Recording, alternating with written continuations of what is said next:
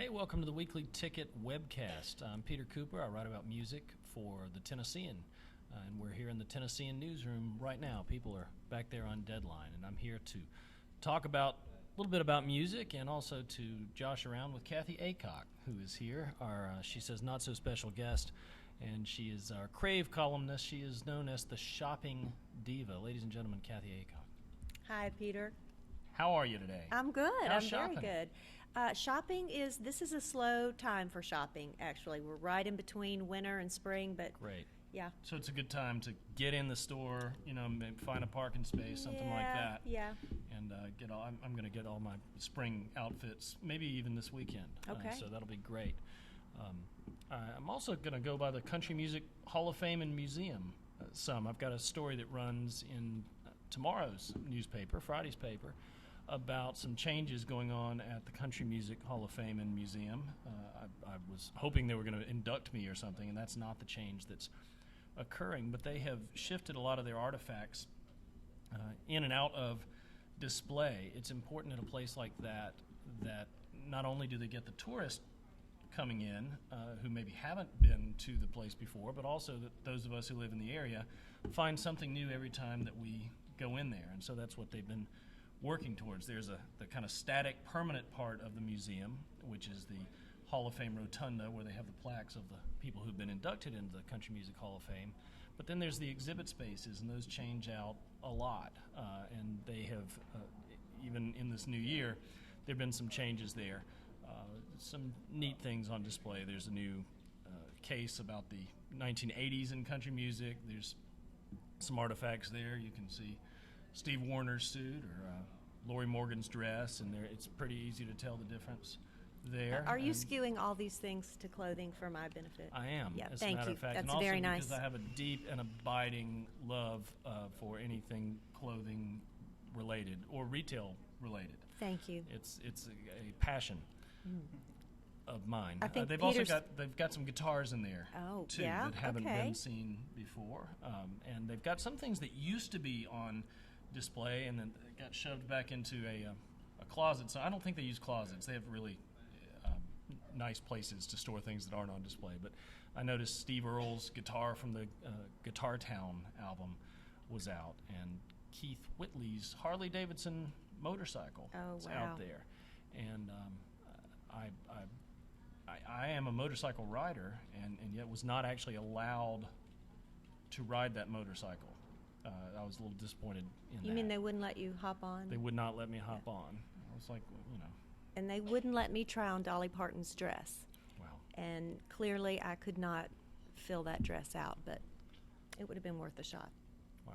Yeah. While we're in the newsroom, and this is a professional environment, I am not going to make further comment on that because it would be clearly inappropriate, and our boss people are right around the corner here. That's Kathy. true. That's true. Yeah. You know what? I really feel like when somebody comes into town, that's the first place that I want to take them is the Country Music Hall of Fame. And Nashville's so cool right now. I was just talking to Jennifer Justice, the food writer, about the fact that I have people emailing me almost every week, what do I do when I come into town? I feel like Wikipedia for Nashville, and that's always at the top of the list. Mm-hmm. And I'm glad you mentioned the rotating events and exhibits that they have, because a lot of times I just send them on down there. I've been so many times myself with my kids, but it's always worth another look. Yeah, and it's worth checking the website because there are, in addition to the exhibit spaces, there are events that occur down there, and they'll have some of the greatest songwriters in the world on Saturdays giving a seminar, like, here's how I write songs.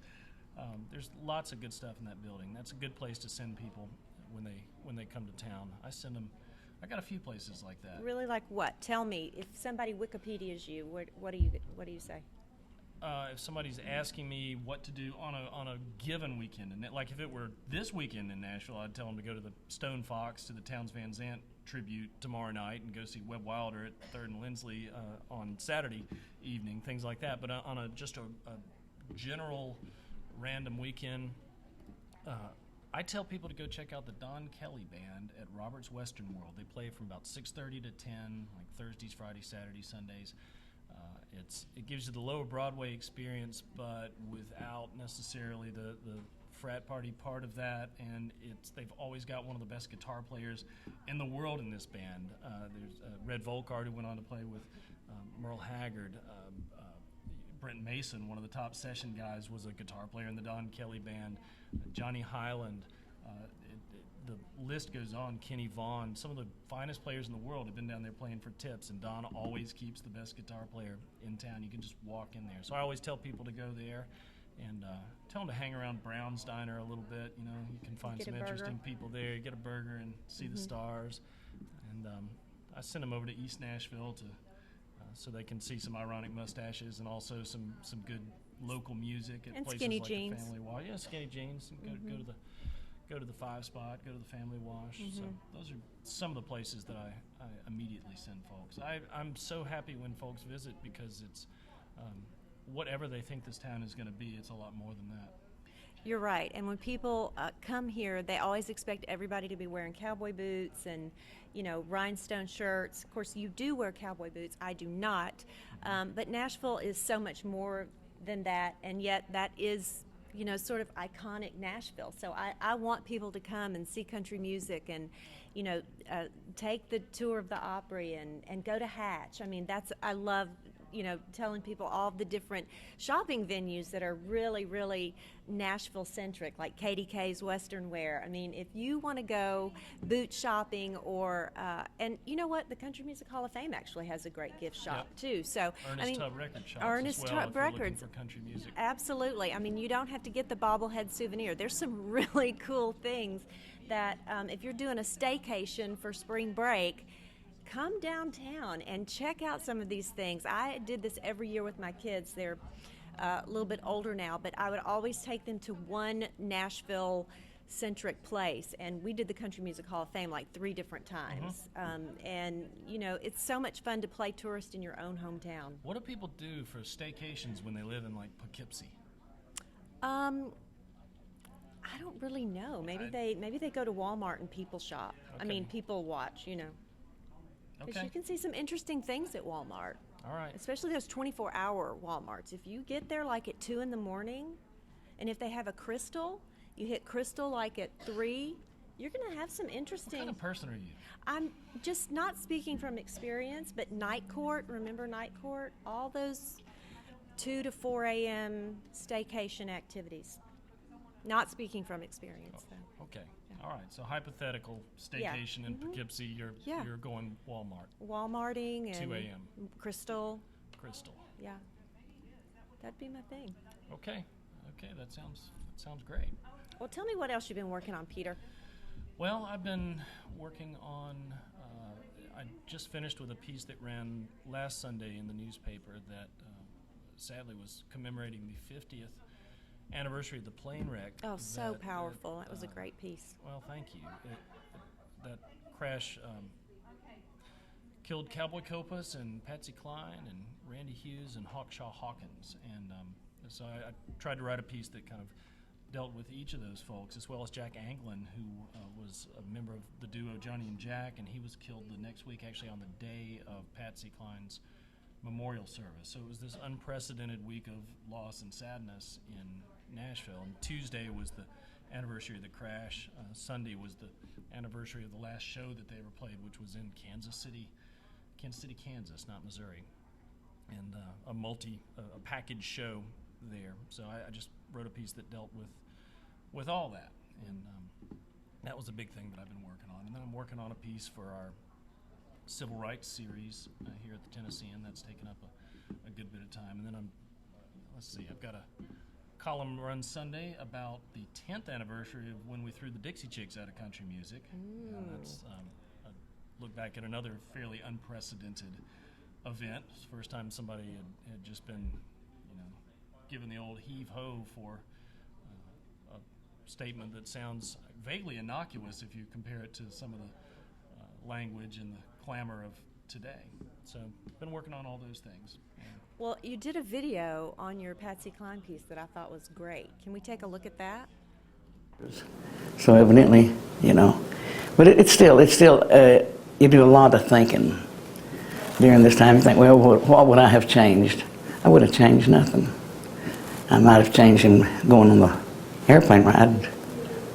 But other than that, probably nothing. It's never been an easy time of the year. But, life has to go on, Peter.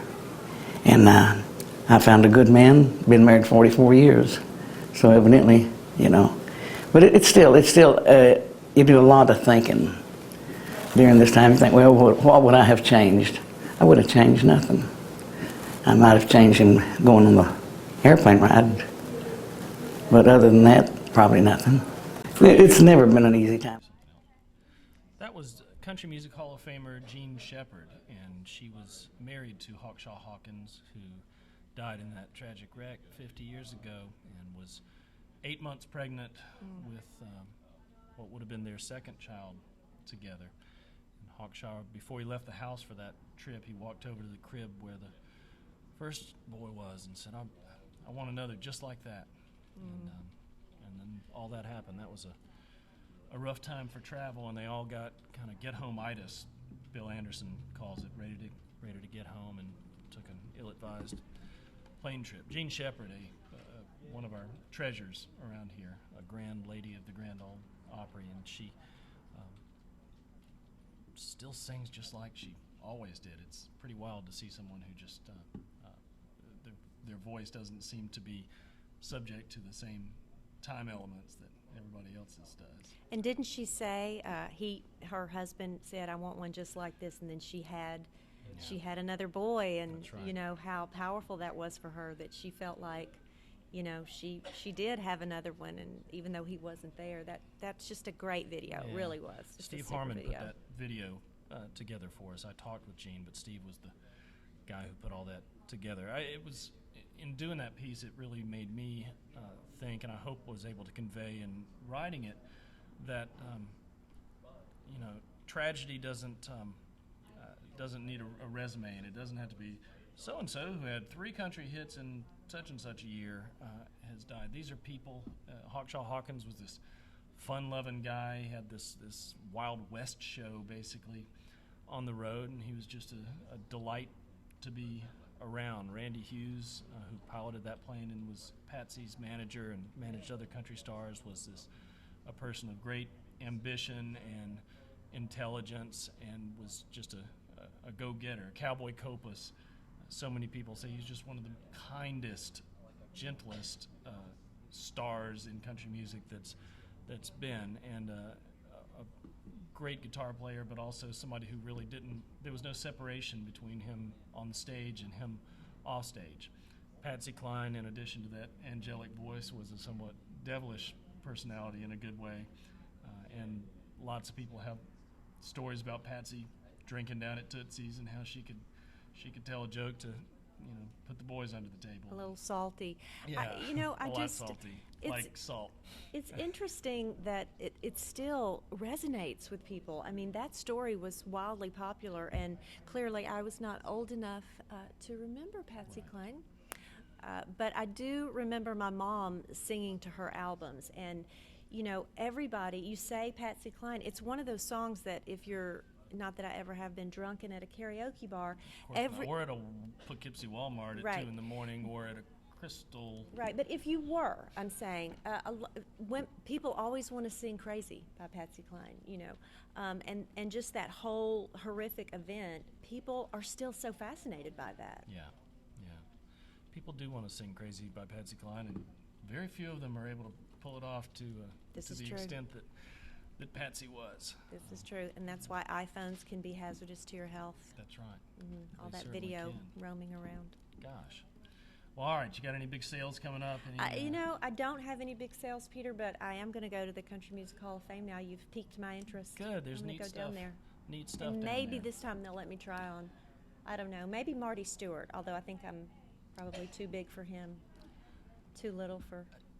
Again, I make Dolly. no comments on that kind of thing. Speaking of big, though, that Hall of Fame is getting bigger. If you go down there, you'll notice that there's all this construction going on, and the back wall, what is now the back wall, is going to be taken out. There's this big hotel that they're building right behind there. I think I've heard something about Yeah, that. they're going to connect that Hall of Fame to that hotel, and there's going to be a lot more space. They're doubling at least the archive space.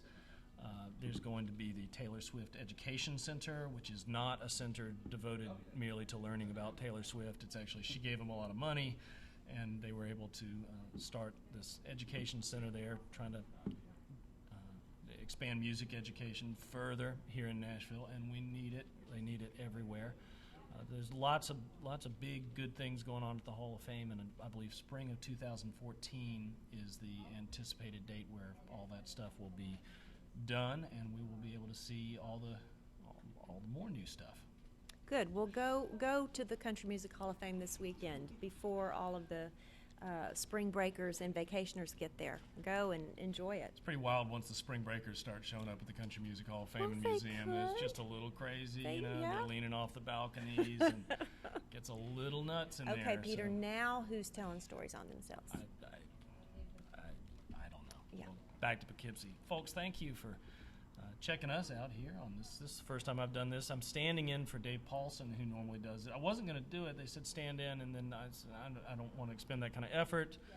And they said, Dave's sick. I said, this is not my problem. And they said, well, actually, you don't have to stand. You just have to kind of sit there and talk to Kathy. And I said, okay, I can, this is within my skill set. So This is your sweet spot right here. absolutely, absolutely. Thank you, Peter. Thank you, Kathy. Thank you all.